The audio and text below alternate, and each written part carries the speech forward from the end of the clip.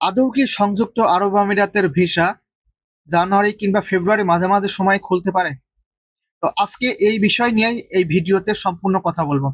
এই ভিডিওটি খুবই অল্প সময়ে আপনাদের অতীব গুরুত্বপূর্ণ কিছু তথ্য দিয়ে সাহায্য করব। অতএব ভিডিওটি না টেনে সম্পূর্ণ ভিডিওটি দেখবেন। যারা দুবাইতে আসতে আগ্রহী কিংবা দুবাই ভিসা সম্পর্কিত জানতে আগ্রহী, তারা অবশ্যই ভিডিওটি থেকে ভালো কিছু জানতে পারবেন। তো এখানে যে খবরটি দেখছেন, এই খবরটি আসলে অনেকদিন আগে বাংলাদেশের একটি পত্রিকায় ছাপাইছিল যে যে দুবাইয়ের সংযুক্ত আরব আমিরাতে বাংলাদেশের যিনি রাষ্ট্রদূত আছে তিনি বলছেন জানুয়ারি কিংবা ফেব্রুয়ারি মাঝামাঝি সময়ে ভিসা খুলতে পারে। তো এখন ভিসা খুলবে কি খুলবে না এটা দুবাই সরকার জানে, কিন্তু বাংলাদেশ কিছু জানে না। অনেকদিন আগে ভিসা বন্ধ করছিল। আসলে মেন যে জিনিসটা, বাংলাদেশের জন্য ভিসা কিন্তু সম্পূর্ণ বন্ধ করে নাই। অনেকে বলে ভিসা বন্ধ আছে, না ভিসা বন্ধ নাই, ভিসা খোলা আছে। কাদের জন্য ভিসা খোলা আছে? যাদের কাছে ডিগ্রি সার্টিফিকেট আছে, মাস্টার্স এর সার্টিফিকেট আছে, অনার্স এর সার্টিফিকেট আছে এবং বাংলাদেশ সরকার কর্তৃক সত্যায়িত করে যদি একটা ইন্টারন্যাশনাল, এখানে অনেক মাল্টিন্যাশনাল কোম্পানি আছে দুবাইতে। জানেন যে দুবাই ব্যবসার জন্য প্রসিদ্ধ। প্রত্যেকটা দেশের, আমেরিকা, ইউরোপ বলেন, আফ্রিকা বলেন, প্রত্যেকটা দেশের মহাদেশের লোক ব্যবসায়িকদের এখানে আসে শুধুমাত্র ব্যবসা ডেভেলপ করার জন্য। এখানে তাদের ব্যবসায়িক হেড অফিস আছে। তো সেখানে ইন্টারন্যাশনাল কোম্পানিতে ভিসা লাগতেছিল যাদের একটু ভালো শিক্ষাগত যোগ্যতা থাকে। তো মূল যে কথাটা সেটা হলো আদৌ কি জানুয়ারি কিংবা ফেব্রুয়ারির দিকে ভিসা খোলার সম্ভাবনা আছে? তো মেন যে কথাটা সেটা হলো আগামী 31 ডিসেম্বর পর্যন্ত সংযুক্ত আরব আমিরাতে যারা অবৈধ ছিলেন তাদের একটা সুযোগ দিয়েছে সংযুক্ত আরব আমিরাত সরকার।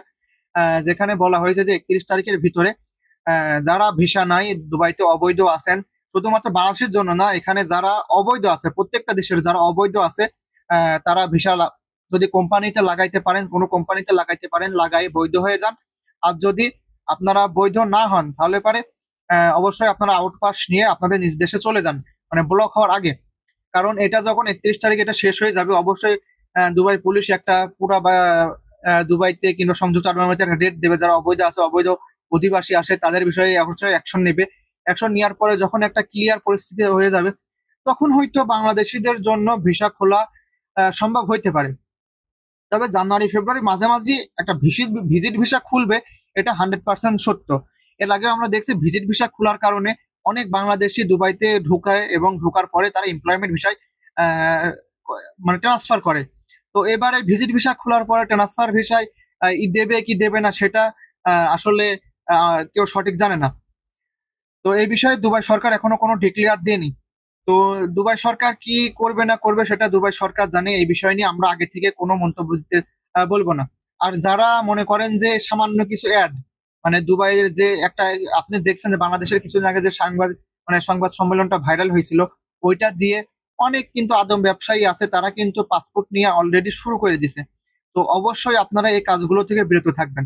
কারণ যখন সংযুক্ত আরব আমিরাতের ভিসা খুলবে তখন কিন্তু আপনারা অবশ্যই আমাদের মাধ্যম দিয়ে, যারা এখানকার অরিজিনাল এমপ্লয়ি, আমরা কিন্তু কোনো এখানকার আদম ব্যবসায়ী নয়, আমরা কিন্তু দুবাইতে সংযুক্ত আরব আমিরাতের এমপ্লয়ি, আমরা এখানে কাজ করি। এখান থেকে আমাদের কাছ থেকে মনে হয় অথেন্টিক পিওর একদম হালাল কথাগুলোই জানতে পারবেন। তো সেই বিষয়ে আর কি বলতে চাচ্ছি, যদি আপনাদের ভিসা খুলে জানুয়ারি ফেব্রুয়ারিতে অবশ্যই আমি আপনাদেরকে জানাবো। আর যাদের সহযোগিতা দরকার তাদের তো অবশ্যই আমি সহযোগিতা করব। ঠিক আছে? তো যদি আমার এই ভিডিওটি আপনাদের জন্য অত্যন্ত গুরুত্বপূর্ণ হয়ে থাকে আর আপনাদের যদি কোনো কোশ্চেন থেকে থাকে, অবশ্যই আমার কমেন্ট বক্সে জেনে যাবেন। আর আমার ভিডিওটি যদি আপনাদের এতটুকু বিন্দু পরিমাণ ভালো লেগে থাকে আর যদি মনে করেন যে আমার এই ভিডিও থেকে ভবিষ্যতে আপনারা উপকৃত হবেন, তাহলে কিন্তু অবশ্যই অবশ্যই করে আমার পেজটি সাবস্ক্রাইব করে দেবেন। তো সর্বশেষ যে কথা, যদি দুবাইতে সংযুক্ত আরব আমিরাতে জানুয়ারি ফেব্রুয়ারির মাঝে ভিসা খোলে, অবশ্যই আমার এই ইউটিউব চ্যানেল কিংবা ফেসবুক পেজ থেকে সবার আগে জানতে পারবেন। তো ধন্যবাদ সবাইকে, সকলে ভালো থাকবেন, সুস্থ থাকবেন। এই আপনাদের সুস্থতা কামনা করে আপনাদের কাছ থেকে দোয়া চেয়ে আজকে আমার এই ভিডিও এখানে সমাপ্ত করছি। ধন্যবাদ।